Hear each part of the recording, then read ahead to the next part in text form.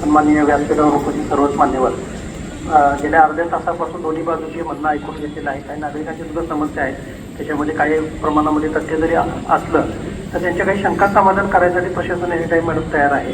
त्यांना त्याचे काही प्लॅन्स तिथं असतील, प्रत्यक्ष जागेवर आमच्या आर्किटेक्ट मार्फत सगळं दाखवायची व्यवस्था करून त्यांच्या सगळ्या शंका समाधान करू. शेवटी दिव्यांग भवनला विरोध नाही असं एकंदरीत त्यांचा सुद्धा कल आहे. पण त्याच्यामध्ये काही प्लॅन करत असताना काही सेटबॅकमध्ये रोड आहे, रोड छोटा आहे, ॲम्ब्युलन्स जाणार नाही किंवा फायरची गाडी जाणार नाही, अशा ज्या काही शंका आहेत त्याच्या अनुषंगानं समजा आहे व एक्झिस्टिंग प्लॅनमध्ये काही मॉडिफिकेशन करणं आवश्यक असेल, काही तुम्हाला काही बेसमेंट आहे, फर्स्ट फ्लोअर सेकंड फ्लोअर आहे, त्याच्यामध्ये आणखी काही मॉडिफिकेशन करायचं असेल तरी सुद्धा प्रशासन तयार आहे. तर ते महानगरपालिकेच्या स्वनिधीमधील हे तरतूद आहे. आणि ही इमारत हे बांधकाम व्हायच्या अगोदरची स्थिती मी 2 मिनिटांमध्ये सांगतो. त्यावेळेस जुनी 33 वर्षापूर्वीची मॅडम वॉर्ड ऑफिसची जुनी इमारत होती, ते प्रचंड पडलेले होते, एकदम दुर्गंधी त्या ठिकाणी होते.